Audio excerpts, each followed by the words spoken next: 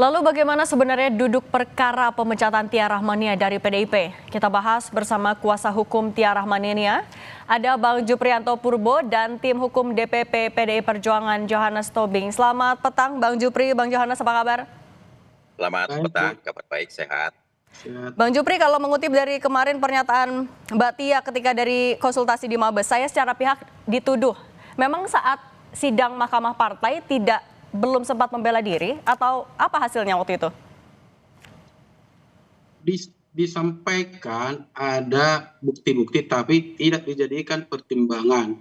Yang membuat kami ada dugaan atau memang rekayasa dalam pemecatan Bu Tia sebagai salah satu calon, karena begini, sebelum putusan Mahkamah Partai dibacakan tanggal 3 September, ternyata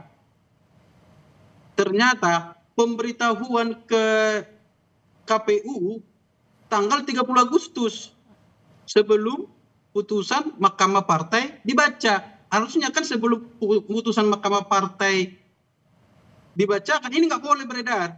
Tapi putusan ini udah disebarkan terlebih dahulu ke KPU sebelum dibacakan oleh Mahkamah Partai.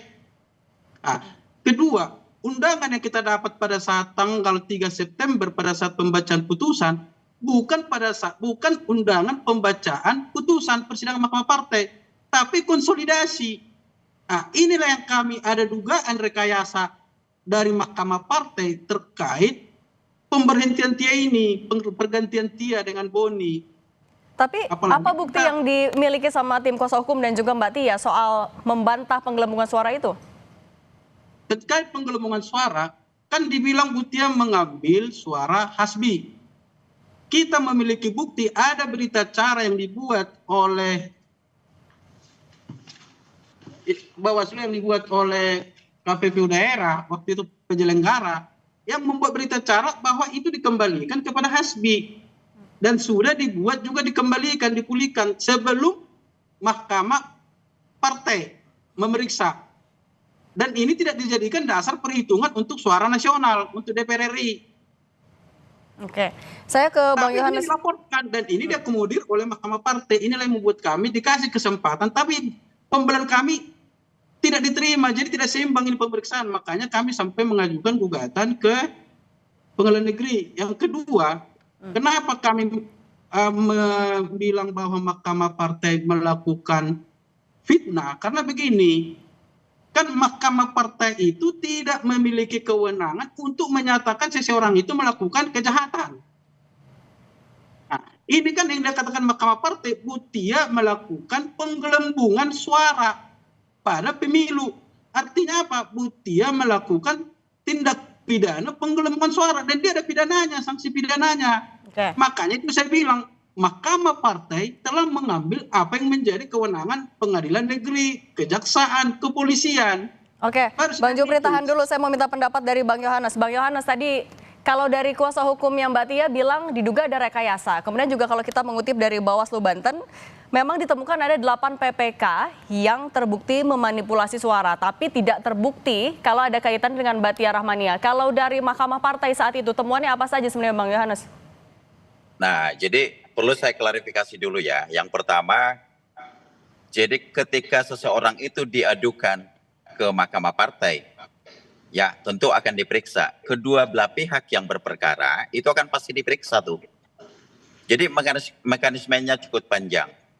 Nah, jadi apa yang menjadi dalil bahwa memang ada penggelembungan suara? Nah, penggelembungan suara itu dalam pemeriksaan di Mahkamah Partai tentu diperiksa dong barang bukti.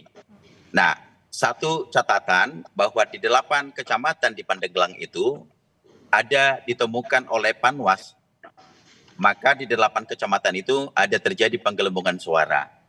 Nah, tentu itu tidak semata-mata begitu juga. Kita di Mahkamah Partai seluruh bukti-bukti itu diperiksa. Yang menjadi bukti kan begini loh. Ketika suara di TPS itu ada namanya D hasil, ada C1. Itu dibuktikan tuh berapa suaranya Mbak Tia, berapa suaranya Mas Boni, berapa suaranya Mas Hasbi.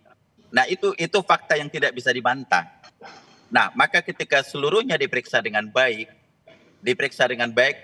ditunjukkan dengan segala bukti-bukti, maka Mahkamah Partai berpendapat, maka memang ada terbukti penggelembungan suara itu. Nah, soal tadi Bang Jupri bilang, apa dasarnya partai mengadili? Tentu, kita kan partai besar, kita punya peraturan. Kita ada anggaran dasar rumah tangga yang mengatur. Ada peraturan ketua umum bahwa memang ketika ternyata seseorang terbukti ditemukan mencuri suara temannya, diduga misalnya ya, ternyata terbukti dalam satu partai membuat suara, nah itu pelanggaran kode etik berat. Sanksinya bisa pemecatan seperti ke Mbak Tia itu. Nah, prosesnya sudah cukup panjang, hampir 6 bulan. Nah, di Mahkamah Partai juga itu ada hakim-hakim yang tentu berpendapat. Terjadi perdebatan yang luar biasa. Tetapi pada akhirnya sehingga diputuskan. Maka hasil keputusan ini disampaikanlah kepada KPU untuk dilaksanakan. Bang Yohanes, Nah, tapi kenapa saat itu tidak mendorong agar konflik ini diselesaikan di Mahkamah Konstitusi, tapi di internal? Tadi kalau dengar sendiri pernyataan Ketua Dewan Kehormatan itu Pak Kamarudin Watubun, bahwa kedua belah pihak ini sudah dipanggil. Nah, ketika diperiksa maka diberikan keputusan. Sanksinya adalah kamu mau mundur atau memang harus diberhentikan atau dipecat. Nah, kedua belah pihak kan memang menyatakan sikap memang tidak mau mundur. Maka DPP, Mahkamah Partai mengambil keputusan. Nah, dari bukti-bukti hasil pemeriksaan itu di Mahkamah Partai maka diputuskan itu untuk pemberhentian dari Mbak Tia. Oke. Jadi gitu. Oke. Bang Yupri, tapi sudah dapat surat pemecatan yang dari DPP? Sampai saat baru setelah dikeluarkan, baru kita dapat pemecatan. Yang menjadi kecurigaan bagi kami, sebelum putusan Mahkamah Partai dibacakan, kan seharusnya belum boleh beredar nih. Tapi pada tanggal 30 Agustus sudah diberitahukan ke KPU bahwa orang ini melanggar kode etik, padahal belum dibacakan putusannya. Inilah yang membuat kami, kok sekelas Mahkamah Partai yang katanya orang yang berpendidikan, orang yang mengerti hukum, bisa melakukan praktik-praktik seperti ini. Ini yang kami curigai, ada apa semua di sini. Makanya kami mengaitkannya dengan pernyataan Sekjen PDB Pak Hasto di tanggal 5 Juni yang mengatakan inilah yang menjadi anggota DPR yang sebenarnya. Inilah yang kami, berarti sejak awal ini udah ada desain untuk memberhentikan Tia ini. Bukan karena persoalan penggelembungan partai. Karena kalau dibawa ke Mahkamah Konstitusi, kemungkinan tidak ada jaminan untuk dia kembali menjadi anggota DPR. Tapi karena ada jaminan dari partai, sehingga mengajukan ke Mahkamah Partai, di mana seharusnya berdasarkan pasal 474 Undang-Undang Mahkamah Konstitusi, Undang-Undang Pemilu, di mana jelas mengatakan kalau perselisihan hak itu dilakukan di Mahkamah Konstitusi kalau ada perselisihan suara.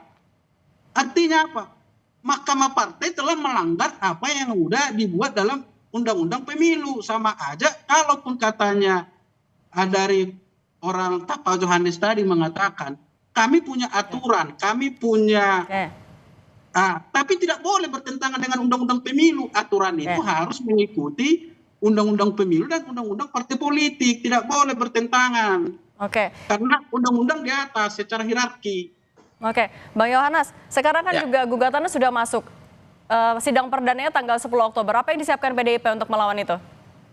Oh, tapi sebelum masuk ke situ saya menjawab. Jadi tadi soal kewenangan di Mahkamah Partai itu, Mbak, ini kan nggak perlu dipublikasikan untuk umum karena ini memang sifatnya rahasia. Dan ini memang tidak dipublikasikan. Jadi maksud saya Bang Jupri, ketika memang sudah diputuskan itu, maka disampaikan kepada kedua belah pihak yang berperkara. Nah, jadi memang begitu disidangkan itu, dalam persidangan itu memang tertutup untuk umum, bukan untuk dipublikasikan. Nah, ketika memang selesai diputus, maka kedua belah pihak ini kan dipanggil. Nah, Mbak Tia juga akan disampaikan itu. Ini keputusan Mahkamah Partai, ditemukan ada pelanggaran, oleh karena itu kamu diberi sanksi, maka apakah kamu mau mundur atau memang kamu harus diberhentikan. Nah, karena tidak ada jawaban itu, maka terjadilah pemecatan. Yang sampai hari ini, langkah-langkah yang seperti yang diambil Bang Jupri, kita juga menghormatin itu. Sekarang mereka laporkan ke Pengadilan Negeri, ada gugatan, kemarin ke Mabes Polri. Nah, secara langkah-langkah hukum kita akan menghadapi itu. Jadi Ya. kalau memang sudah waktunya juga akan bersidang, tentu kan kita juga diatur oleh norma-norma yang berlaku di partai kita. Maka untuk dalam persidangan pun kalau memang sudah waktunya akan bersidang, kita juga akan hadapi itu. Apa yang Demikian disiapkan juga dari untuk, partai, Bang? nah ya tentu kan kita kan tim hukum kan ini kan bukan perkara yang biasa nih, Mbak. Total dari 131 jumlah yang berperkara di Mahkamah Partai itu hanya cuma ada 11 ini yang dilaksanakan untuk dieksekusi, untuk diberhentikan. Jadi cukup panjang lah proses itu ya. Jadi artinya ini nggak serta-merta ini berpihak atau ini lebih memilih siapa dan bagaimana. Tetapi semua mekanisme prosesnya itu diatur, dijalankan berdasarkan undang-undang di kepartaian, peraturan di partai. Ketidakpuasan ini langkah-langkah yang mau diambil seperti Bang Jupri ini ya tentu akan kita hadapi nanti kalau memang sudah waktunya akan bersidang. Begitu, Mbak. Oke. Bang Jupri, kan kalau di PN Jakarta Pusat sendiri juga gugatannya diprosesnya maksimal 60 hari. Artinya ini juga waktunya cukup lama, sementara pelantikan kan tinggal 3 hari lagi. Artinya apa yang akan diperjuangkan di PN Jakpus nantinya? Itulah, selain kita mengajukan gugatan, kita menyurati KPU dan kita sudah sampaikan untuk menunda. Karena apa? Ini ada proses dalam pergantian yang tidak transparan. Karena apa? Ini perlu dijadikan perhatian. Jangan sampai praktek-praktek politik ini merusak. Itu saya nggak ini. Jadi saya bilang ke Butia, bukan persoalan dia menjadi kembali ke anggota DPR, bukan itu menjadi persoalan kita. Saya bilang ke klien saya, seandainya pun tidak ada masalah, tapi memperjuangkan kehormatan dia karena dianggap dia melakukan pelanggaran pidana pemilu, karena dianggap menggelembungkan suara partai, kan gitu nih, penggelembungan suara. Ini kan pidana. Inilah mau diklarifikasi dia bahwa saya tidak melakukan tindak pidana itu, walaupun kata mereka kode etik, padahal itu bukan ranah kode etik. Itulah mau kita clearkan di sini, bukan persoalan supaya menjadi anggota DPR, bukan. Tapi bagaimana mendudukkan hukum ini dengan benar, karena ini pelajaran politik kita ke depan. Jangan karena partai besar bisa membuat peraturan yang tidak sesuai dengan undang-undang. Oke, Bang Jupri, sudah kami tangkap. Oke, nanti kita tunggu sama-sama di tanggal 10 Oktober seperti apa pembuktian dari masing-masing. Bang Juprianto Purba, pengacara Tiara Mania, terima kasih. Bang Yohanes Oberlin Tobing, tim hukum DPP PDIP juga terima kasih. Selamat petang, sehat selalu.